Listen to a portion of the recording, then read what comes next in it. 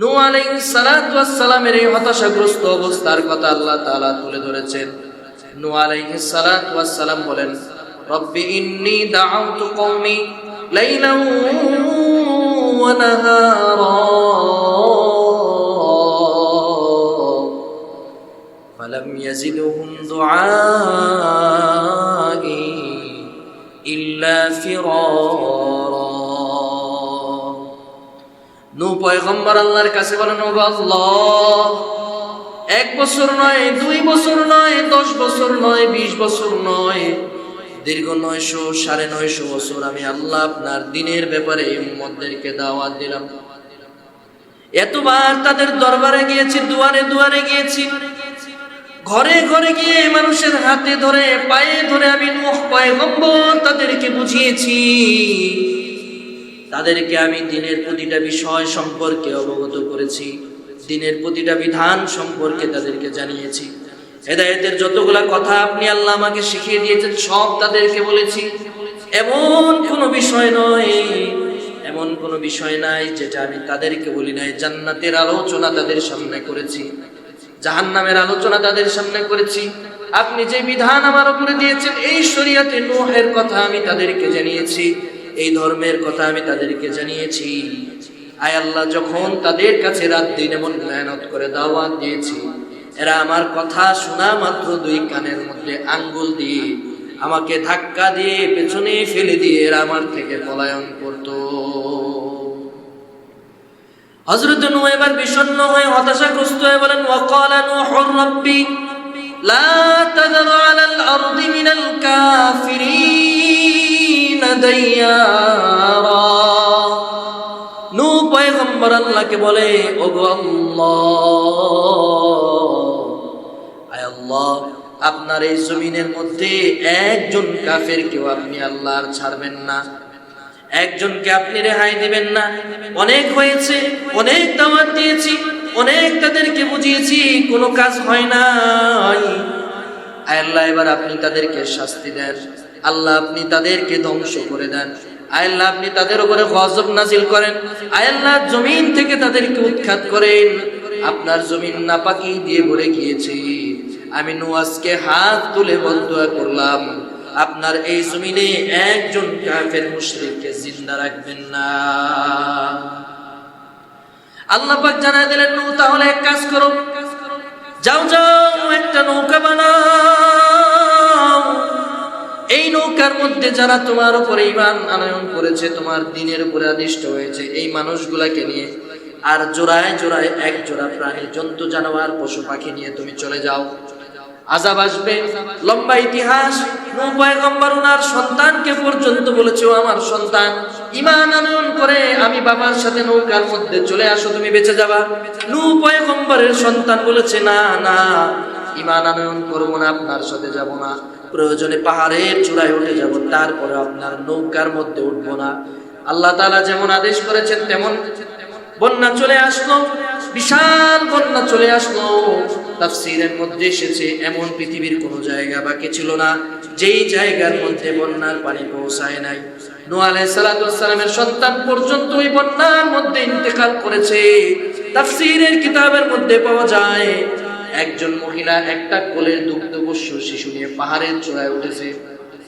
পাহাড়ের চূড়ায় ওঠার পরে ওই মহিলাটা যেহেতু বেঈমান ছিল, নূহ পয়গম্বরের শরীয়তের উপরে যেহেতু ঈমান আনে নাই, ওই মহিলার কোলের সন্তানটাকে যখন দেখলো পাহাড়ের চূড়া পর্যন্ত বন্যার পানি চলে আসে, ওই সন্তানটাকে তিনি মুখের উপর থেকে বুকের উপরে উঠাইলেন, কোল থেকে বুক পর্যন্ত উঠাইলেন, পানি এই পর্যন্ত চলে আসলো।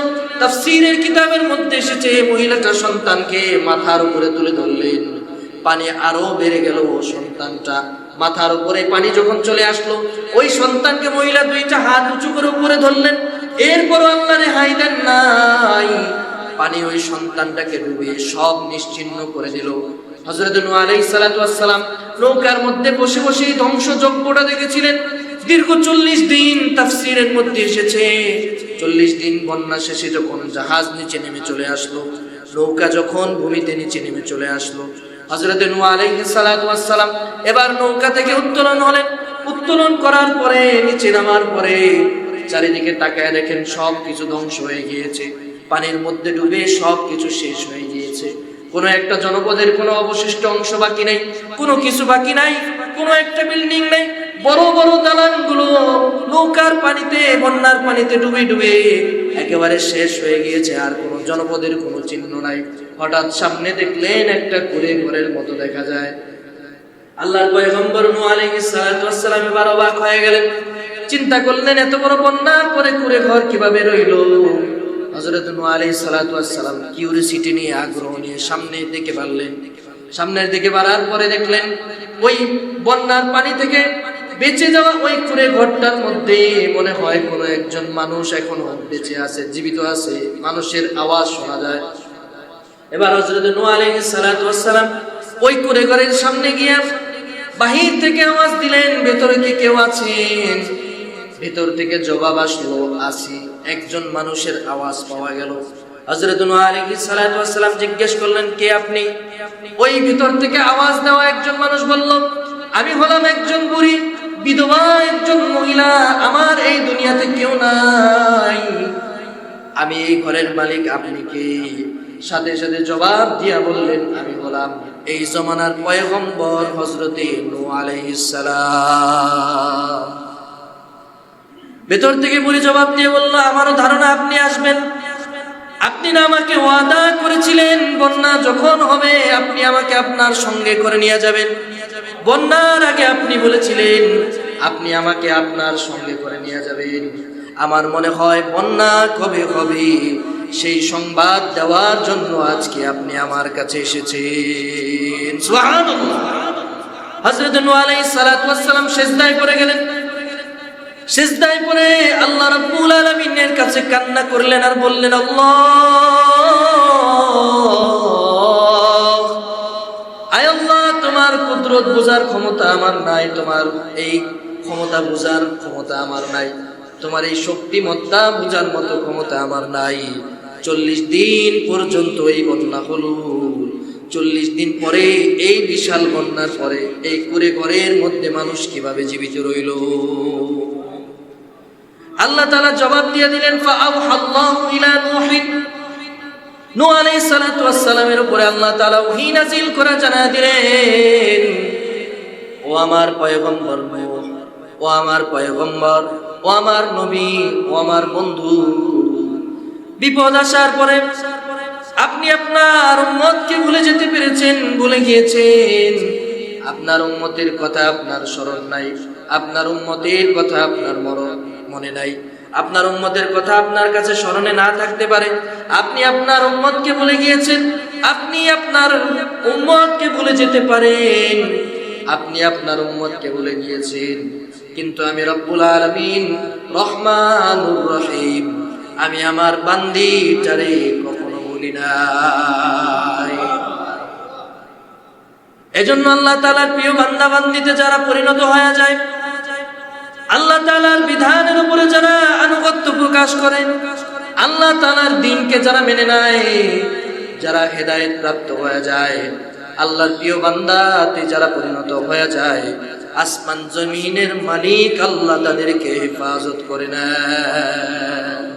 সম্মানিত হাজিরিন, বিগত সপ্তাহগুলোতে আমরা সূরাতুল ফাতিহার প্রথম 3-4 আয়াত নিয়ে আলোচনা করেছিলাম। আজকে একটি আয়াতের মধ্যে একটা আয়াত নিয়ে আলোচনা করব।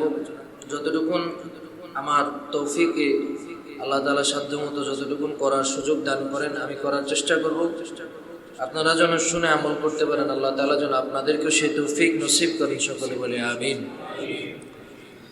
আল্লাহ তাআলা পবিত্র কোরআনের সূরাতুল ফাতিহার মধ্যে বলেন, ইহদিনাস সিরাতাল মুস্তাকিম। একজন বান্দা আল্লাহ তাআলার কাছে কিভাবে সৎ পথে পরিচালিত হওয়ার জন্য আল্লাহ তাআলার কাছে সাহায্য প্রার্থনা করবে, আল্লাহ তাআলা এই কথাটাই, এই বিষয়টাই আয়াতের মধ্যে ব্যক্ত করেছে। আল্লাহ বলেন, ইহদিনাস সিরাতাল মুস্তাকিম। বান্দা আল্লাহর কাছে বলবে, আল্লাহ, আপনি আমাকে সরল এবং সঠিক পথে পরিচালিত করেন। ইহদিনাস শব্দের মধ্যে বান্দা গোপনে গোপনে আল্লাহ তাআলার হেদায়েত চাচ্ছে। এখানে ইহদিনাসের জায়গায় অন্য একটা শব্দ ব্যবহার করা যেত, আর অনেক সাহায্য চাওয়ার অনেক শব্দাবলী আল্লাহ তাআলা পবিত্র কোরআনের মধ্যে রেখেছেন, সেগুলো ব্যবহার করা যেত, কিন্তু এইখানে ইহদিনাস শব্দটা ব্যবহার করা কেমন যেন বান্দা আল্লাহ তাআলার কাছে প্রথমেই হেদায়েতের জন্য দোয়া করছে। বলেন সুবহানাল্লাহ। হেদায়েতের জন্য আল্লাহর নিকট দোয়া চাওয়া, এটা আল্লাহ তাআলা এই সূরার এই আয়াতের মধ্যে শিখিয়েছে। এখন আপনাদের কাছে আমার সরল সোজা প্রশ্ন, একেবারে সিম্পল সাধারণ একটা প্রশ্ন, বলেন তো হেদায়েত দেওয়ার মালিক কে? দুনিয়ার কোন মানুষের কাছে হেদায়েত আছে? কেউ যদি বলে যে অমুক জায়গায় অমুক পীরের দরবারে গেলে সেখানে গিয়ে সময় অতিবাহিত করলে হেদায়েত আসবে, কথাটা সঠিক না ভুল? হেদায়েত দেওয়ার মালিক একমাত্র আল্লাহ। এজন্য আল্লাহ তাআলার কাছে হেদায়েত চাওয়ার এই শিক্ষাটাও আল্লাহ তাআলা দিয়েছে। হেদায়েত চাওয়ার পরে বান্দা যেন আল্লাহর কাছে হেদায়েতটা কিভাবে চায়, দোয়ার মাধ্যমে চায়, এটাও আল্লাহ তাআলা পবিত্র কোরআনে কারীমের মধ্যে শিখিয়েছেন। বান্দা, তোমার যদি কোনো কিছুর প্রয়োজন হয় তুমি আমি আল্লাহর কাছে চাও। সব কিছু আল্লাহ তাআলা শিখিয়েছেন। অনেক দোয়া আল্লাহ তাআলা পবিত্র কোরআনের মধ্যে শিখিয়েছেন, অনেক কিছু আল্লাহ তাআলা পবিত্র কোরআনের মধ্যে জানিয়েছেন। সর্বশেষ সবচেয়ে শ্রেষ্ঠতম একটা দোয়া আল্লাহ তাআলা শিখিয়েছেন। আল্লাহ তাআলা বলেন, রব্বানা আতিনা ফিদ দুনিয়া হাসানা ওয়া ফিল আখিরাতি হাসানা ওয়া কিনা আযাবান নার। আল্লাহ বলেন, রব্বানা, নবীজি আপনি আমার কাছে যখন চাইবেন এইভাবে চাইবেন, বলবেন রব্বানা, হে আমাদের রব, আতিনা আপনি আমাদেরকে দান করেন, ফিদ দুনিয়া হাসানা, দুনিয়ার যত কল্যাণ আছে, দুনিয়ার যত উত্তম বিষয় আছে, দুনিয়ার যত মঙ্গলজনক বিষয় আছে, সব কিছু আপনি একবারে আমি আল্লাহর কাছে চাই। শুধু দুনিয়ার বিষয়গুলাই না, আখিরাতের যে বিষয়গুলা সেগুলা, ওয়াফিল আখিরাতি হাসানা, আখিরাতের যত কল্যাণকর বিষয় আছে এটাও আপনি আমি আল্লাহর কাছে চান। এবং সর্বশেষ কি চান? কল্যাণ যত সবই পাইলেন, কল্যাণজনক সবকিছুই তো চাইলেন, এরপরে আপনি অকল্যাণ থেকে বাঁচতে চান। এবং বলেন ওয়াকিনা আযাবান নার, এবং জাহান্নামের আগুনের আযাব থেকে আয় আল্লাহ আপনি আমাদেরকে হেফাজত করেন। and save us from the destructive fire of জাহান্নাম, জাহান্নামের গুরুতর কঠিনতম আযাব থেকে আল্লাহ আপনি আমাদের হেফাজত করেন। বলেন তো দোয়াটা শিখিয়েছেন কে? আল্লাহ শিখিয়েছেন। এই সূরার আরেকটা নাম বলেছিলাম সূরাতুদ দোয়া। দোয়া বলা হয় কেন? এই সূরার মাধ্যমে যদি দোয়া করেন, আপনার দোয়াটা এই সূরার মাধ্যমে যদি করেন, যিনি আপনার দোয়া কবুল করে নেবেন তিনি কে? হাদিসের মধ্যে নবীজি বলেন, আদ-দুআ মুখুল ইবাদা, একটা ইবাদতের মূলই হচ্ছে দোয়া। ইবাদত যেহেতু আল্লাহর উদ্দেশ্যে করা হয়, তাহলে দোয়ার মাধ্যমে যদি ইবাদতটা সম্পন্ন হয়, ওই ইবাদতটাই স্বয়ং সম্পূর্ণ কামিল মুকাম্মাল হয়। আর যদি দোয়া না থাকে কোনো ইবাদতের মধ্যে, তাহলে সেই ইবাদতটা সম্পূর্ণ হয় না। এজন্যই নবীজি বলেন দোয়াই হচ্ছে ইবাদতের মগজ বা ইবাদতের মূল। আরেকটা কথা বলেছিলাম, সূরা ফাতিহার আয়াতের আরেকটা বৈশিষ্ট্য হচ্ছে এটাকে সূরাতুশ শিফা বলা হয়। এই সূরার মাধ্যমে যদি কোনো অসুস্থ ব্যক্তিকে দম করা হয়, এই সূরার মাধ্যমে যদি কোনো অসুস্থ ব্যক্তিকে ঝাড়ফুঁক করা হয়, এই সূরার মাধ্যমে তিলাওয়াতের মাধ্যমে কোনো অসুস্থ ব্যক্তিকে যদি সামান্য পানিটা ফু দিয়ে দম করে খাওয়ানো হয়, এই সূরার মধ্যে আল্লাহ তাআলা এত ক্ষমতা দিয়েছেন, এই সূরার মাধ্যমে আল্লাহ তাআলা অসুস্থ ব্যক্তিকে সুস্থতা দান করেন। সুবহানাল্লাহ। এরপরে যে ব্যক্তি দোয়া করে তার দোয়া আল্লাহ তাআলা পছন্দ করেন, তার এই চাওয়া, তার এই প্রার্থনাকে আল্লাহ তাআলা পছন্দ করেন। আল্লাহ তাআলা বলেন যে বান্দা আল্লাহর কাছে চায়, দুনিয়ার মানুষের কাছে চায় না, বান্দা আল্লাহর কাছে যদি চায়, রাসূল করিম সাল্লাল্লাহু আলাইহি ওয়াসাল্লাম বলেন যে আল্লাহর কাছে চায়, আল্লাহ তাআলা বান্দার চাওয়াটাকে অনেক পছন্দ করেন। মাখলুক এবং খালেকের মাঝখানের একটা পার্থক্যের মধ্যে এটাও একটা পার্থক্য। মাখলুকের কাছে চাইলে মাখলুক বিরক্ত হয়, একবার চাইবেন, দুইবার চাইবেন, তিনবার চাইবেন, মাখলুক বিরক্ত হবে।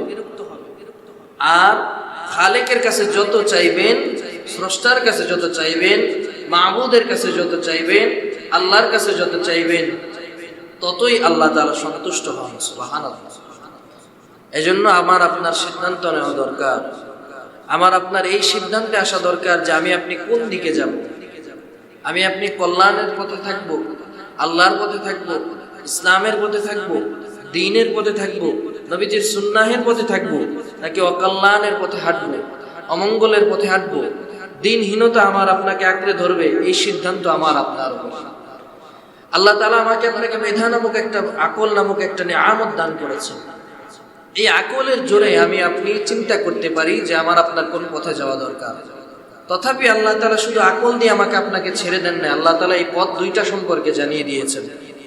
আল্লাহ তাআলা পবিত্র কোরআনের মধ্যে বলেন, ফারিকুন ফিল জান্নাতি ওয়া ফারিকুন ফিস সাঈর। আল্লাহ রাব্বুল আলামিন বলেন, তোমাদের জন্য আমি আল্লাহ দুইটা রাস্তাকে খুলে রাখলাম, দুইটা পথকে আমি আল্লাহ উন্মুক্ত করে রাখলাম। দুইটা রাস্তা আমি আল্লাহ তোমাদের জন্য খুলে রাখলাম। যতদিন তোমরা এই হায়াতের জিন্দেগির মধ্যে থাকবা, এই দুইটা রাস্তার যে কোনো একটা রাস্তা অবলম্বন করতে পারবা। দুইটা রাস্তার মধ্যে একটা রাস্তা হলো জান্নাতের, আর আরেকটা রাস্তা হলো জাহান্নামের। আল্লাহ বলেন, একটা রাস্তা জান্নাতের দিকে নিয়ে যায়, এক রাস্তা সোজা সোজি জান্নাতের দরওয়াজা পর্যন্ত পৌঁছায় দেয়। রাস্তার একটা দুয়ার তোমার জান্নাত পর্যন্ত যায়, আর আরেকটা রাস্তার দুয়ার গিয়ে শেষ হয় জাহান্নামের গোড়ায়। মুমিনকে আল্লাহ তাআলা আকল দিয়েছেন, জ্ঞান দিয়েছেন, মেধা দিয়েছেন, বুদ্ধি দিয়েছেন, বিবেক দিয়েছেন। মুমিন যদি চায় জান্নাতের পথে যাইতে পারে কিংবা জাহান্নামের পথে হাঁটতে পারে। মুমিনকে আল্লাহ তাআলা জান্নাত কিংবা জাহান্নাম বেছে নেওয়ার অপশন দিয়েছেন, রাস্তা দিয়েছেন, চয়েস দিয়েছেন। মুমিন যদি তার জীবনকে নবীজির সুন্নাহ মোতাবেক সাজায়, আল্লাহর বিধানের প্রতি যদি সে যত্নশীল হয়ে যায়, আল্লাহর বিধানের প্রতি যদি সে সম্মান প্রদর্শন করে, আল্লাহর হুকুম অনুযায়ী যদি নিজের জীবন বাস্তবায়ন করে, দুনিয়ার জিন্দেগিতে মানুষ যদিও তাকে সম্মান না করে, মানুষ যদিও তাকে খাটোভাবে দেখে, মানুষ যদিও তাকে নিম্ন চোখে দেখে, কিন্তু মরার পরে, ইন্তেকালের পরে, মৃত্যুবরণ করার পরে, যখন কবরের জিন্দেগিতে আলমে বরজখের বাসিন্দা সে হয়ে যায়, ওই ব্যক্তিটাকে জাহান্নামের আযাব থেকে বাঁচিয়ে জান্নাতি ফেরেশতাদের হাতে আল্লাহ তাআলা ওই বান্দাটাকে তার আমলের জন্য তুলে দেন। দুইটা রাস্তা আল্লাহ তাআলা খোলা রেখেছেন, একটা হলো জান্নাতের আর একটা জাহান্নামের। মেধা দিয়ে আল্লাহ তাআলা বান্দাকে বুঝায় দিলেন, আকল নামক নিয়ামত আল্লাহ বান্দাকে দিয়ে দিলেন, আর রাস্তা করে দিলেন।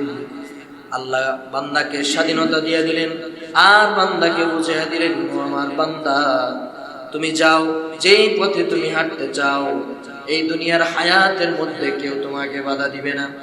তুমি যদি চাও ভালো রাস্তায় থাকবা, তোমাকে কেউ বাধা দিবে না। তুমি যদি চাও অকল্যাণের পথে হাঁটবা, তাও তোমাকে কেউ বাধা দিবে না। মৃত্যুর পরবর্তী হিসাবের সময় বোঝা যাবে তুমি জান্নাতের বাসিন্দা নাকি জাহান্নামের বাসিন্দা। আমার আপনার সন্তান যখন পরীক্ষা দেয়, নির্ধারিত 3 ঘন্টা সময় থাকে, 3 ঘন্টার মধ্যে তাকে পরিপূর্ণ ফ্রিডম দেওয়া হয়, স্বাধীনতা দেওয়া হয়, তাকে অবকাশ দেওয়া হয়, সুযোগ দেওয়া হয়, যে 3 ঘন্টার মধ্যে তুমি খাতার মধ্যে যা খুশি লিখতে পারো। পরীক্ষক, ভিজিটর কিংবা টিচার তোমাকে বাধা দিবে না, উন্মুক্ত তোমার জন্য এই সময়টা। তুমি চাইলে এটার মধ্যে প্রশ্নের সঠিক উত্তরটাও লিখতে পারো, চাইলে উল্টাপাল্টা আবিজাবি বহু কিছু লিখতে পারো, কেউ তোমাকে বাধা দেবে না। তবে হ্যাঁ, ফলাফল যখন আসবে, সঠিক উত্তর লিখলে তুমি পাস করবা, সঠিক উত্তর লিখলে তুমি উত্তীর্ণ হবা, সঠিক উত্তর লিখলে তুমি স্টার মার্ক পাবা। আর যদি ভুল উত্তর লিখো, তাহলে তোমার জন্য ডাবল জিরো, তোমার জন্য ফলাফল শূন্য, তোমার খাতায় থাকবে শূন্য, লাল কালি। এবার সিদ্ধান্ত, চয়েস, ডিসিশন সম্পূর্ণটা তোমার নিজের। তুমি চাইলে ভুল উত্তরও দিতে পারো, চাইলে সঠিক উত্তরও দিতে পারো। আমাদের জন্য আল্লাহ তাআলা নিয়ামত দিয়েছেন, পূর্ববর্তী নবীদের জন্য আল্লাহ তাআলা এত সুযোগ, এত অপরচুনিটি, এত বেশি ফ্রিডম দেন নাই। হযরত মূসা আলাইহিস সালাতু ওয়াস সালামের জীবনী থেকে পাওয়া যায়, ওনার সময় যদি কেউ জেনা করতো, তার লজ্জাস্থান থেকে দুর্গন্ধ বের হতো, মানুষ বুঝতো এই লোকটা জেনা করেছে। বিশেষ এক গোষ্ঠী সম্প্রদায়ের জন্য নির্দিষ্ট ছিল। কিংবা কেউ যদি অন্য খারাপ কাজ করত, তার জন্য সেই কাজের চিহ্ন তার চেহারার মধ্যে ফুটে উঠতো। আমার আপনার জন্য আল্লাহ তাআলা এই লাঞ্ছনার ব্যবস্থা করেন নাই। যদি আল্লাহ তাআলা আমাদের শরিয়ার মধ্যে এই ব্যবস্থা করতেন, তাহলে দেখা যেত আমাদের সমাজের শতকরা 90% মানুষ যারা আছে এরা সব জেনাকারী, এদের এই চিহ্ন তাদের চেহারার মধ্যে ফুটে উঠত। জেনা শুধুমাত্র একজন অবৈধ মহিলার সাথে গিয়েই জেনা করলে যে জেনা হয় বিষয়টা এমন না। নজরেরও জেনা আছে, চোখের জেনা আছে, অন্তরের জেনা আছে। যদি প্রতিটা জেনার জন্য আল্লাহ তাআলা পাকড়াও করতেন, আমাদেরকে ধরতেন, তাহলে দেখা যেত আমি ইমাম সাহেব এখান থেকে বাঁচতে পারতাম। কথা বলেন ঠিক কিনা? এই বাস্তব। এজন্য চূড়ান্ত হিসাব করা দরকার, আমলের প্রতি আমার আপনার যত্নশীল হওয়া দরকার। তো গত সপ্তাহে এই যে শুক্রবার দিন, জুমার দিন বলেছিলাম যে হেদায়েত পাওয়ার জন্য সবচেয়ে চূড়ান্ত বিষয় হচ্ছে গুনাহ থেকে বেঁচে থাকা। আল্লাহ রাসূল বলেন ইত্তাকিল মাহারিম, গুনাহ থেকে বেঁচে থাকো, তাকুন আ'বুদান নাস, তাহলে বান্দাদের মধ্যে আল্লাহর নিকট সবচাইতে প্রিয় বান্দাতে তুমি পরিণত হয়ে যাবে। সুবহানাল্লাহ। গুনাহ থেকে বেঁচে থাকতে হবে। আমাদের আকাবের আসলাফের কথা বলেছিলাম যে ওনারা গুনাহ থেকে বেঁচেছিলেন, যার কারণে আল্লাহ তাআলা ওনাদেরকে এমন দামি বানিয়েছেন, ওনাদের জীবনটা এত আলোকিত ওনারা করতে পেরেছেন, আল্লাহর সবচেয়ে পেয়ারা বান্দাতে ওনারা পরিণত হয়ে গিয়েছেন। সুবহানাল্লাহ। এই জন্য গুনাহ থেকে বেঁচে থাকতে হবে। আল্লাহ তাআলা যেন আমাকে আপনাকে গুনাহ থেকে হেফাজত করেন, সকলে বলি আমিন। সম্মানিত হাজিরিন, হেদায়েতের জন্য আল্লাহর কাছে দোয়া করতে হবে। হেদায়েত কিন্তু খুব দামি জিনিস, খুব দামি নিয়ামত। সবার কপালে হেদায়েত জোটে না, সবার কপালে হেদায়েত টিকে না, সবার কপালে হেদায়েতের নসিব সকলের হয় না। নবীজির স্বয়ং গোষ্ঠীর যত আত্মীয় স্বজন ছিল অধিকাংশের কপালে হেদায়েত ছিল না। আবু জাহেল, আবু লাহাব, উতবা, শাইবা, ওয়ালিদ ইবনে মুগীরা, এমনকি নবীজিকে বুকে নিয়ে ঘুমিয়েছেন স্বয়ং ওনার চাচা আবু তালেব, হেদায়েত প্রাপ্ত হন নাই। মরার সময় আল্লাহ রাসূল বারবার বলেছিলেন যে চাচা আপনি শুধু আমার কানে কানে বলে যান, কালিমায়ে তয়্যিবা উচ্চারণ করে যান, আপনি শুধু বলেন লা ইলাহা ইল্লাল্লাহ, আমি নবী নিজে আপনার জন্য আল্লাহর দরবারে সুপারিশ করব। হেদায়েত নসিব হয় না। আবার দেখেন সাইয়েদনা হযরত ওমরের জীবনী দেখেন। হযরত ওমর ফারুক নবীজিকে হত্যা করার জন্য এসেছিলেন। ইতিহাস জানেন আপনারা সবাই। ইতিহাস পুনরাবৃত্তি করার সময় আমার নেই, আপনাদেরও জানার মতো আগ্রহ মনে হয় নাই, এই জন্য ওটা আর বলছি না। হযরত ওমর ফারুক এসেছেন নবীজিকে হত্যা করার জন্য। এসে আল্লাহর নবীকে হত্যা করবেন কি?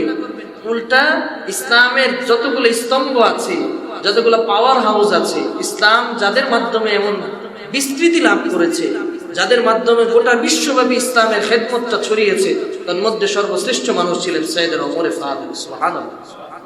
তাহলে হেদায়েত সবার কপালে জোটে না। হেদায়েত পাওয়ার জন্য আল্লাহ তাআলার কাছে প্রার্থনা করতে হয়। সবার কপালে হেদায়েত আসে না। হযরত নূহ আলাইহিস সালাতু ওয়াস সালামের ঘটনা আপনারা জানেন। নূহ আলাইহিস সালাতু ওয়াস সালাম 950 বছর দাওয়াত দিয়েছিল। কয় বছর? 950 বছর। 950 বছর কি 1-2 বছর, 1-2 মাস, 1 দিন 2 দিন না, 950 বছর। এত বছর দাওয়াত দিয়ে অল্প কয়েকজন মানুষ ওনার দ্বীনের উপরে, ধর্মের উপরে আদিষ্ট হয়েছে। নূহ আলাইহিস সালাতু ওয়াস সালাম অতঃপর অধৈর্য হয়ে গিয়ে, একেবারে হতাশ হয়ে গিয়ে আল্লাহ তাআলার কাছে উম্মতের ব্যাপারে বদদোয়া করেছেন। আপনি চিন্তা করেন হযরত নূহ আলাইহিস সালামের পার্সপেক্টিভ থেকে, ওনার জায়গা থেকে আপনি চিন্তা করেন। একটা মানুষ 950 বছর পর্যন্ত একটা গোষ্ঠীকে দাওয়াত দিয়েছে, নির্দিষ্ট একটা কাফেলাকে দাওয়াত দিয়েছে। প্রতিনিয়ত হযরত নূহের উপরে তারা টর্চার করেছে, অত্যাচার করেছে, জুলুম করেছে, নির্যাতন নিষ্পেষণ করেছে। এমনকি একজন নবীর গায়ে হাত তোলাতে পর্যন্ত তারা দ্বিধাবোধ করে নাই। কিতাবের মধ্যে এসেছে, বিভিন্ন হাদিসের কিতাব, ঐতিহাসিকের সিরাতের কিতাবের মধ্যে এসেছে, মাগরিবের পরে মুতাআলা করতে করতে একটা কিতাবের উদ্ধৃতিতে পেলাম যে নূহ আলাইহিস সালামকে এমন মায়ের দাওয়াত দিত তারা, নূহ আলাইহিস সালাম বেহুশ হয়ে পড়ে যেত। বেহুশ হওয়া থেকে আবার সেখান থেকে উঠতেন, আবার যাইতেন কওমের কাছে, আবার দাওয়াত দিতেন, আবার প্রহার করতো, আবার বেহুশ হয়ে যেতেন। এমন করে একদিন 2 দিন না, বছরের পর বছর, শত বছরের পর বছর উনি দাওয়াত দিয়েছেন। অতঃপর নূহ আলাইহিস সালাম হতাশাগ্রস্ত হয়ে, পেরেশান হয়ে, একেবারে বিষণ্ণ হয়ে আল্লাহ তাআলার কাছে বলেন, ওয়াকালা নূহুর রাব্বি লা তাদার আলাল আরদি মিনাল কাফিরিন দাইয়ারা। আল্লাহর পয়গম্বর হযরত নূহ আলাইহিস সালাতু ওয়াস সালাম 950 বছর আল্লাহ তাআলার কাছে, আল্লাহ তাআলার দ্বীনের ব্যাপারে উম্মতের কাছে গিয়ে দাওয়াত দিলেন। নূহ আলাইহিস সালাতু ওয়াস সালামের কথা আল্লাহ তাআলা পবিত্র কোরআনের মধ্যে নূহ আলাইহিস সালাতু ওয়াস সালামের এই হতাশাগ্রস্ত অবস্থার কথা আল্লাহ তাআলা তুলে ধরেছেন। নূহ আলাইহিস সালাতু ওয়াস সালাম বলেন, রব্বি ইন্নী দাআউতু কওমি লাইলান ওয়া নাহারা ফালাম ইয়াজিদহুম দুআই ইল্লা ফিরারা। নূহ পয়গম্বর আল্লাহর কাছে বলেন, ও আল্লাহ, 1 বছর নয়, 2 বছর নয়, 10 বছর নয়, 20 বছর নয়, দীর্ঘ 900-950 বছর আমি আল্লাহ আপনার দ্বীনের ব্যাপারে উম্মতদেরকে দাওয়াত দিলাম। এতবার তাদের দরবারে গিয়েছি, দুয়ারে দুয়ারে গিয়েছি, ঘরে ঘরে গিয়ে মানুষের হাতে ধরে পায়ে ধরে আমি নূহ পয়গম্বর তাদেরকে বুঝিয়েছি, তাদেরকে আমি দ্বীনের প্রতিটা বিষয় সম্পর্কে অবগত করেছি, দ্বীনের প্রতিটা বিধান সম্পর্কে তাদেরকে জানিয়েছি। হেদায়েতের যতগুলা কথা আপনি আল্লাহ আমাকে শিখিয়ে দিয়েছেন সব তাদেরকে বলেছি। এমন কোনো বিষয় নয়, এমন কোনো বিষয় নাই যেটা আমি তাদেরকে বলি নাই। জান্নাতের আলোচনা তাদের সামনে করেছি, জাহান্নামের আলোচনা তাদের সামনে করেছি। আপনি যে বিধান আমার উপরে দিয়েছেন এই শরীয়তে নূহের কথা আমি তাদেরকে জানিয়েছি, এই ধর্মের কথা আমি তাদেরকে জানিয়েছি। আয় আল্লাহ, যখন তাদের কাছে রাত দিন এমন মেহনত করে দাওয়াত দিয়েছি, এরা আমার কথা শোনা মাত্র 2 কানের মধ্যে আঙ্গুল দিয়ে আমাকে ধাক্কা দিয়ে পেছনে ফেলে দিয়ে এরা আমার থেকে পলায়ন করত। হযরত নূহ এবার বিষণ্ণ হয়ে হতাশাগ্রস্ত হয়ে বলেন, ওয়াকালা নূহুর রাব্বি লা তাযার আলাল আরদি মিনাল কাফিরিন দাইয়ারা। নূহ পয়গম্বর আল্লাহকে বলে, ওগো আল্লাহ, আপনার এই জমিনের মধ্যে একজন কাফেরকেও আপনি আল্লাহ আর ছাড়বেন না, একজনকে আপনি রেহাই দিবেন না। অনেক হয়েছে, অনেক দাওয়াত দিয়েছি, অনেক তাদেরকে বুঝিয়েছি, কোনো কাজ হয় নাই। আল্লাহ, এবার আপনি তাদেরকে শাস্তি দেন, আল্লাহ আপনি তাদেরকে ধ্বংস করে দেন, আল্লাহ আপনি তাদের উপরে গজব নাজিল করেন, আল্লাহ জমিন থেকে তাদেরকে উৎখাত করেন। আপনার জমিন নাপাকি দিয়ে ভরে গিয়েছে। আমি নূহ আজকে হাত তুলে বদদুয়া করলাম, আপনার এই জমিনে একজন কাফের মুশরিককে জিন্দা রাখবেন না। আল্লাহ পাক জানায় দিলেন, নূহ তাহলে এক কাজ করো, যাও যাও একটা নৌকা বানাও, এই নৌকার মধ্যে যারা তোমার উপরে ঈমান আনয়ন করেছে, তোমার দ্বীনের উপরে আদিষ্ট হয়েছে, এই মানুষগুলাকে নিয়ে আর জোড়ায় জোড়ায় 1 জোড়া প্রাণী, জন্তু, জানোয়ার, পশু পাখি নিয়ে তুমি চলে যাও। আযাব আসবে, লম্বা ইতিহাস। নূহ পয়গম্বর ওনার সন্তানকে পর্যন্ত বলেছে, ও আমার সন্তান, ঈমান আনয়ন করে আমি বাবার সাথে নৌকার মধ্যে চলে আসো, তুমি বেঁচে যাবা। নূহ পয়গম্বরের সন্তান বলেছে, না না, ঈমান আনয়ন করবো না, আপনার সাথে যাব না, প্রয়োজনে পাহাড়ের চূড়ায় উঠে যাব, তারপরে আপনার নৌকার মধ্যে উঠবো না। আল্লাহ তাআলা যেমন আদেশ করেছেন তেমন বন্যা চলে আসলো, বিশাল বন্যা চলে আসলো।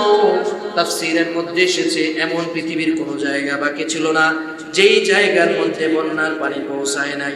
নূহ আলাইহিস সালাতু ওয়াস সালামের সন্তান পর্যন্ত ওই বন্যার মধ্যে ইন্তেকাল করেছে। তাফসীরের কিতাবের মধ্যে পাওয়া যায় একজন মহিলা একটা কোলের দুগ্ধপোষ্য শিশু নিয়ে পাহাড়ের চূড়ায় উঠেছে। পাহাড়ের চূড়ায় ওঠার পরে ওই মহিলাটা যেহেতু বেঈমান ছিল, নূহ পয়গম্বরের শরীয়তের উপরে যেহেতু ঈমান আনে নাই, ওই মহিলার কোলের সন্তানটাকে যখন দেখলো পাহাড়ের চূড়া পর্যন্ত বন্যার পানি চলে আসে, ওই সন্তানটাকে তিনি মুখের উপর থেকে বুকের উপরে উঠাইলেন, কোল থেকে বুক পর্যন্ত উঠাইলেন, পানি এই পর্যন্ত চলে আসলো। তাফসীরের কিতাবের মধ্যে এসেছে এই মহিলাটা সন্তানকে মাথার উপরে তুলে ধরলেন, পানি আরো বেড়ে গেল। সন্তানটা মাথার উপরে পানি যখন চলে আসলো, ওই সন্তানকে মহিলা 2টা হাত উঁচু করে উপরে ধরলেন। এরপর আল্লাহ রেহাই দেন নাই, পানি ওই সন্তানটাকে ডুবিয়ে সব নিশ্চিহ্ন করে দিল। হযরত নূহ আলাইহিস সালাতু ওয়াস সালাম নৌকার মধ্যে বসে বসে ধ্বংসযজ্ঞটা দেখেছিলেন। দীর্ঘ 40 দিন তাফসীরের মধ্যে এসেছে 40 দিন বন্যা শেষে যখন জাহাজ নিচে নেমে চলে আসলো, নৌকা যখন ভূমিতে নিচে নেমে চলে আসলো, হযরত নূহ আলাইহিস সালাতু ওয়াস সালাম এবার নৌকা থেকে উত্তোলন হলেন। উত্তোলন করার পরে নিচে নামার পরে চারিদিকে তাকায় দেখেন সব কিছু ধ্বংস হয়ে গিয়েছে, পানির মধ্যে ডুবে সব কিছু শেষ হয়ে গিয়েছে। কোনো একটা জনপদের কোনো অবশিষ্ট অংশ বাকি নাই, কোনো কিছু বাকি নাই, কোনো একটা বিল্ডিং নাই। বড় বড় দালানগুলো নৌকার পানিতে, বন্যার পানিতে ডুবে ডুবে একেবারে শেষ হয়ে গিয়েছে, আর কোনো জনপদের কোনো চিহ্ন নাই। হঠাৎ সামনে দেখলেন একটা কুঁড়ে ঘরের মতো দেখা যায়। আল্লাহর পয়গম্বর নূহ আলাইহিস সালাতু ওয়াস সালাম এবার অবাক হয়ে গেলেন, চিন্তা করলেন এত বড় বন্যার পরে কুঁড়ে ঘর কিভাবে রইল। হযরত নূহ আলাইহিস সালাতু ওয়াস সালাম কিউরিসিটি নিয়ে, আগ্রহ নিয়ে সামনের দিকে বাড়লেন। সামনের দিকে বাড়ার পরে দেখলেন ওই বন্যার পানি থেকে বেঁচে যাওয়া ওই কুঁড়ে ঘরটার মধ্যে মনে হয় কোনো একজন মানুষ এখনো বেঁচে আছে, জীবিত আছে, মানুষের আওয়াজ শোনা যায়। এবার হযরত নূহ আলাইহিস সালাতু ওয়াস সালাম ওই কুঁড়ে ঘরের সামনে গিয়ে বাহির থেকে আওয়াজ দিলেন, ভেতরে কি কেউ আছেন? ভেতর থেকে জবাব আসলো, আছি। একজন মানুষের আওয়াজ পাওয়া গেল। হযরত নূহ আলাইহিস সালাতু ওয়াস সালাম জিজ্ঞেস করলেন, কে আপনি? ওই ভেতর থেকে আওয়াজ দেওয়া একজন মানুষ বলল, আমি হলাম একজন বুড়ি বিধবা, একজন মহিলা, আমার এই দুনিয়াতে কেউ নাই, আমি এই ঘরের মালিক, আপনি কে? সাথে সাথে জবাব দিয়া বললেন, আমি হলাম এই জমানার পয়গম্বর হযরতে নূহ আলাইহিস সালাম। ভেতর থেকে বুড়ি জবাব দিয়ে বলল, আমারও ধারণা আপনি আসবেন। আপনি না আমাকে ওয়াদা করেছিলেন বন্যা যখন হবে আপনি আমাকে আপনার সঙ্গে করে নিয়ে যাবেন? বন্যার আগে আপনি বলেছিলেন আপনি আমাকে আপনার সঙ্গে করে নিয়ে যাবেন। আমার মনে হয় বন্যা কবে হবে সেই সংবাদ দেওয়ার জন্য আজকে আপনি আমার কাছে এসেছেন। সুবহানাল্লাহ। হযরত নূহ আলাইহিস সালাতু ওয়াস সালাম সিজদায় পড়ে গেলেন। সিজদায় পড়ে আল্লাহ রাব্বুল আলামিনের কাছে কান্না করলেন আর বললেন, আল্লাহ, আয় আল্লাহ, তোমার কুদরত বোঝার ক্ষমতা আমার নাই, তোমার এই ক্ষমতা বোঝার ক্ষমতা আমার নাই, তোমার এই শক্তিমত্তা বোঝার মতো ক্ষমতা আমার নাই। 40 দিন পর্যন্ত এই বন্যা হলো। 40 দিন পরে এই বিশাল বন্যার পরে এই কুঁড়ে ঘরের মধ্যে মানুষ কিভাবে জীবিত রইল? আল্লাহ তাআলা জবাব দিয়ে দিলেন, ফাআওহাল্লাহু ইলা নূহিন। নূহ আলাইহিস সালাতু ওয়াস সালামের উপরে আল্লাহ তাআলা ওহী নাযিল করে জানা দিলেন, ও আমার পয়গম্বর নূহ, ও আমার পয়গম্বর, ও আমার নবী, ও আমার বন্ধু, বিপদ আসার পরে আপনি আপনার উম্মতকে ভুলে যেতে পেরেছেন, ভুলে গিয়েছেন। আপনার উম্মতের কথা আপনার স্মরণ নাই, আপনার উম্মতের কথা আপনার মনে নাই, আপনার উম্মতের কথা আপনার কাছে স্মরণে না থাকতে পারে।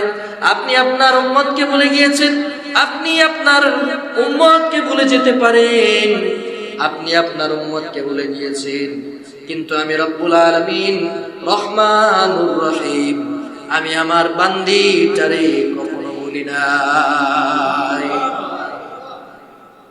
এজন্য আল্লাহ তাআলার প্রিয় বান্দা বান্দীতে যারা পরিণত হয়ে যায়, আল্লাহ তাআলার বিধানের উপরে যারা আনুগত্য প্রকাশ করে, আল্লাহ তাআলার দ্বীনকে যারা মেনে নেয়, যারা হেদায়েত প্রাপ্ত হয়ে যায়, আল্লাহর প্রিয় বান্দাতে যারা পরিণত হয়ে যায়, আসমান জমিনের মালিক আল্লাহ তাদেরকে হেফাজত করে নেন। হযরত নূহ আলাইহিস সালাতু ওয়াস সালামের এখান থেকে আমার আপনার শিক্ষা হলো, আমি আপনি হযরত নূহ আলাইহিস সালাতু ওয়াস সালামের এই ঘটনা থেকে শিক্ষা এইভাবে নিতে পারি যে আল্লাহ তাআলার বান্দাতে যে পরিণত হয়, যে আল্লাহর হুকুমের প্রতি যত্নশীল হয়, যে আল্লাহর হয়ে যায়, আল্লাহও তার হয়ে যায়। সুবহানাল্লাহ। এজন্য আল্লাহ তাআলার কাছে হেদায়েত চাওয়া, আল্লাহর কাছে হেদায়েতের জন্য দোয়া করা। আল্লাহ তাআলার হেদায়েত যদি কারো নসিব হয়ে যায়, ওই বান্দাটাকে আল্লাহ তাআলা নিজ রহমতের চাদরে আবৃত করে ফেলেন। সুবহানাল্লাহ। সম্মানিত হাজিরিন, এজন্য হেদায়েত অনেক বড় দামি নিয়ামত, অনেক বড় দামি নিয়ামত।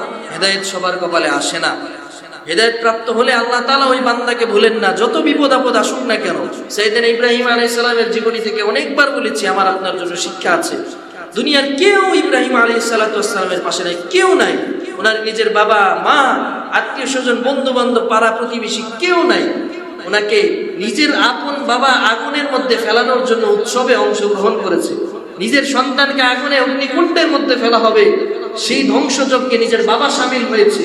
ইব্রাহিম খলিলুল্লাহ আল্লাহর কাছে ডাক দিয়া বলে, আল্লাহ আজকের এই দিনে আমাকে বাঁচানোর মতো কেউ নাই, আমাকে প্রোটেক্ট করার মতো কেউ নাই, আমাকে সেভ করার মতো কেউ নাই, একমাত্র আছেন আপনি।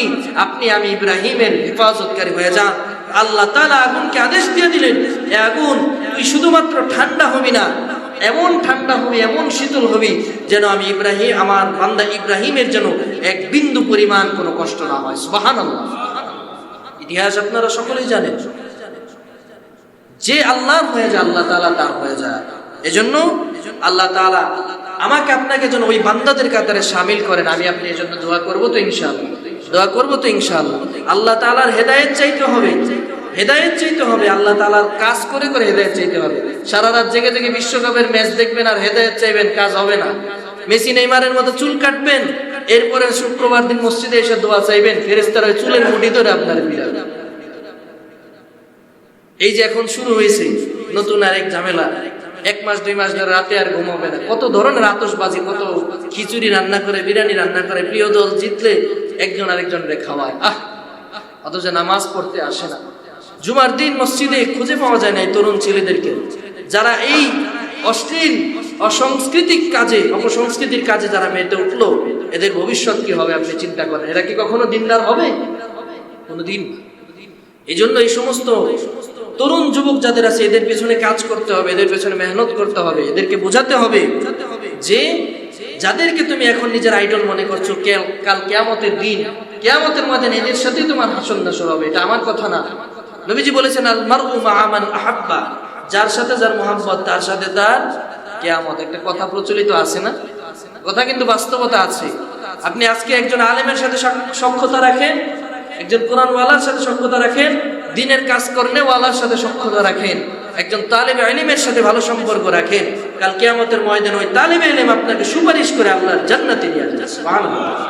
আর চোর, বাটপার, সিটার, গাঁজাখোর, মদখোর, নেশাখোর, জুয়ারু, এদের সাথে যদি সম্পর্ক রাখেন তাহলে জুয়া খেলতে খেলতেই মরবেন, ফেরেশতারা কবরের মধ্যে ইচ্ছা রকম সাইজ করবে। কথা বলেন ঠিক কিনা?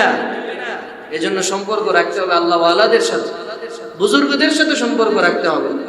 এই যে আমাদের মসজিদে যে তাবলীগের ভাইয়েরা এসেছে, কয়জন মুসল্লি বাইরে থেকে এসেছে নতুন করে দেখেন তো, কয়টা মানুষ এসেছে। অথচ চায়ের দোকানে যান, টিভির আড্ডার সামনে যান, সেখানে গিয়ে দেখবেন হাজার হাজার মানুষ বসে আছে। শতকরা কত মানুষ সেখানে বসে আছে এর হিসাব নাই, কোনো ইয়ত্তা নাই। জন্য আল্লাহ ওয়ালাদের সাথে থাকতে হবে, সময় দিতে হবে, হেদায়েতের কাজগুলো করতে হবে। হেদায়েত খুব সহজ জিনিস না। হেদায়েত আসার জন্য আল্লাহ তাআলার কাছে দোয়া চাইতে হয়। এই শিক্ষাটাই আল্লাহ তাআলা এই সূরার আয়াতের মধ্যে শিখিয়েছেন। আর যদি এখন হেদায়েত প্রাপ্ত না হন, এখন যদি গুনাহ করেন, পরবর্তী জীবনে আপনার অশান্তি আসবে। একটা কথা আরবিতে প্রচলিত আছে, আমরা পড়েছি ছোট্ট সময়, কামা তুদিনু তুদানু, যেমন কর্ম তেমন ফল। যা করবেন সেটাই আপনার হাতে চলে আসবে। বান্দা যা করে এটাই বান্দার হাতে চলে আসে। বিমা কাসাবাত আইদিকুম, যা তোমাদের সাথে হয় এটা তোমাদের নিজের হাতের কামাই করা। আল্লাহ কখনো বান্দার উপর জুলুম করেন না, কোনো কিছু আল্লাহ তাআলা চাপায়া দেন না। এজন্য আল্লাহর কাছে দোয়া করতে হবে। হেদায়েত পাওয়া খুব কঠিন বিষয়। আল্লাহ তাআলা ডে অফ জাজমেন্ট, হাসরের দিনে যেন আমাকে আপনাকে আল্লাহ তাআলা যেন নাজাত দেন। সকলে বলি আমিন। আল্লাহ তাআলা যেন আমাকে আপনাকে কাল হাসরের ময়দানটা সহজ করেন। আমি আপনি সেজন্য আল্লাহ তাআলার কাছে দোয়া করি। আপনাদেরকে ছোট একটা ইন্সপায়ারিং স্টোরি শোনাই, একটা অনুপ্রেরণামূলক গল্প শোনাই। কয়েক বছর আগের কথা, আমাদের সোশ্যাল মিডিয়াতে এই বিষয়টা হাইলাইট হয়েছে যে আলী বানাত নামে একজন যুবক ছিল, ক্যান্সারে আক্রান্ত। কতজন দেখেছেন জানি না। এই যুবকটা যত লাক্সারিয়াস লাইফ লিড করেছে তার মতো খুব কম সংখ্যক মানুষ করেছে। তার এক এক পায়ের জুতার জোড়ার দামই ছিল কয়েক হাজার ডলার। যে মার্সিডিজ গাড়িতে সে চলতো এর দাম কোটি টাকার উপরে। কিন্তু হঠাৎ করে জীবনের 34-35 বছর বয়স, একেবারে যুবক মানুষ, হঠাৎ করে শুনতে পেল সে ক্যান্সারে আক্রান্ত, 4th স্টেজ পার হয়ে গিয়েছে, তার বাঁচার সম্ভাবনা খুব বেশি নাই। মুহূর্তের মধ্যে তার এই বিলাসবহুল জীবনটা কেমন যেন থমকে গেল। সে চিন্তা করলো, আমি তো আর বাঁচবো না, তাহলে আমার এই জীবনের উদ্দেশ্য কি করলাম এত কিছু করে, এত টাকা পয়সা অর্থ সম্পদ কামিয়ে কি করলাম যদি এগুলো ভোগ করেই না যেতে পারি। ওর জীবনের গতিপথটা পাল্টে গেল। সে এবার বিভিন্ন গরিব গরিব রাষ্ট্রের মধ্যে আফ্রিকার বিভিন্ন প্রত্যন্ত অঞ্চলগুলোতে গিয়ে তার অর্থ সম্পদ খরচ করে সেইখানে মসজিদ বানালো, স্কুল বানালো, বাচ্চাদেরকে সে ভালো ভালো উপকরণ দিল, তাদেরকে অর্থ দিয়ে সাহায্য করলো। পরিশেষে মৃত্যুর আগে সে বলে গিয়েছিল যে আমার জীবনে আল্লাহ তাআলা একটা নিয়ামত দিয়েছেন এই ক্যান্সারটাকে, এটা আসার পরে আমি নিজের জীবনের আসল উদ্দেশ্য বুঝতে পেরেছি, নিজের জীবনের আসল লক্ষ্য আমি বুঝতে পেরেছি। আমি বুঝতে পেরেছি দুনিয়ার সবকিছু ক্ষণস্থায়ী, আর মৃত্যুর পরবর্তী জীবনটাই হলো চিরস্থায়ী। এজন্য হেদায়েতের জন্য আল্লাহ তাআলার কাছে দোয়া চাইতে হবে। সে ক্যান্সারে আশীর্বাদ প্রাপ্ত হয়েছে, ক্যান্সার দিয়ে সে বুঝতে পেরেছে। আমাকে আপনাকে আল্লাহ তাআলা যেন এমনিতেই বুঝ দেন, এজন্য আল্লাহ তাআলার কাছে হেদায়েত চাইতে হবে। পারবো তো ইনশাআল্লাহ? চাইবো তো আল্লাহর কাছে হেদায়েত ইনশাআল্লাহ? চাইবো তো ইনশাআল্লাহ? আল্লাহ তাআলা যেন আমাকে আপনাকে যা আলোচনা হয়েছে আলোচনা থেকে দেখুন ইস্তেফাদা গ্রহণ করার তৌফিক দান করেন। সকলে বলি আমিন। সম্মানিত হাজিরিন, আর লম্বা করতে চাচ্ছি না, রাত অনেক গভীর হয়ে গিয়েছে। তো যতটুকু আলোচনা হয়েছে আমি আপনি যেন এই আলোচনা থেকে পরিপূর্ণ ফায়দা হাসিল করতে পারি। যতটুকু আলোচনা হয়েছে এই আলোচনা থেকে আমরা যদি একটা কথাও শিখে আমল করতে পারি, এই জন্য এই একটা কথাই আমার আপনার নাজাতের জন্য যথেষ্ট হয়ে যাবে। সকলে বলি আমিন। আল্লাহ তাআলা যেন আমাকে আপনার কবুল করেন। সকলে একবার ইস্তিগফার করে আস্তাগফিরুল্লাহ রাব্বি মিন কুল্লি যামবিন ওয়া আতুবু ইলাইহি লা হাওলা ওয়ালা কুওয়াতা ইল্লা বিল্লাহিল আলিয়্যিল আযীম। আলহামদুলিল্লাহি রাব্বিল আলামিন والصلاة والسلام على سيدنا سيد الأنبياء والمرسلين نبينا محمد وعلى آله وأصحابه أجمعين. ربنا ظلمنا أنفسنا وإن لم تغفر لنا وترحمنا لنكونن من الخاسرين. ربنا لا تزغ قلوبنا بعد إذ هديتنا وهب لنا من لدنك رحمة إنك أنت الوهاب. رب ارحمهما كما ربياني صغيرا. اللهم رب ارحمهما كما ربياني صغيرا. يا رب العالمين, বাদশাহ থেকে শুরু করে আয় আল্লাহ কিছুক্ষণ সময় আপনার গোলামদেরকে সাথে করে নিয়ে আমি অধম আয় আল্লাহ আপনার ঘরে বসে কিছু সময় ইলমি মুযাকারা করলাম, আপনার কোরআন থেকে আলোচনা করলাম। আয় আল্লাহ মেহেরবানি করে হার ভুল ত্রুটিকে মার্জনা করে আয় আল্লাহ যে কথাগুলো আমাদের হেদায়েতের জন্য নসিব হয়, আয় আল্লাহ এই কথাগুলোর মাধ্যমে আমাদেরকে পরিপূর্ণ হেদায়েত আপনি নসিব করে দেন। ইয়া রাব্বাল আলামিন, আয় আল্লাহ আপনার দ্বীনের উপরে যেন চলতে পারে সেই তৌফিক আপনি আমাদেরকে নসিব করে দেন। আয় আল্লাহ আপনার দ্বীন পালন যেন আমাদের জন্য সহজ হয়ে যায়, সেই তৌফিক আপনি আমাদেরকে নসিব করে দেন। ইয়া রাব্বাল আলামিন, ঈমান নিয়ে যেন কবরে যাইতে পারি। আয় আল্লাহ ঈমানওয়ালা হয়ে যেন কবরে যাইতে পারি, আল্লাহওয়ালা হয়ে যেন কবরে যাইতে পারি, সেই তৌফিক আপনি আমাদেরকে নসিব করে দেন। ইয়া রাব্বাল আলামিন, আয় আল্লাহ আপনার ঘরে বসে যেন জিকিররত অবস্থায়, তিলাওয়াতরত অবস্থায়, সিজদারত অবস্থায় যেন আল্লাহ আপনার ডাকে সাড়া দিয়ে যেন চলে যাইতে পারি, সেই তৌফিক আপনি আমাদেরকে নসিব করে দেন। ইয়া রাব্বাল আলামিন, আল্লাহ আমাদের মা বাবা আত্মীয় স্বজন যারা অন্ধকার কবরের বাসিন্দা হয়ে গিয়েছে, প্রত্যেকের কবরটাকে আল্লাহ জান্নাতুল ফিরদাউসের টুকরা বানায় দেন।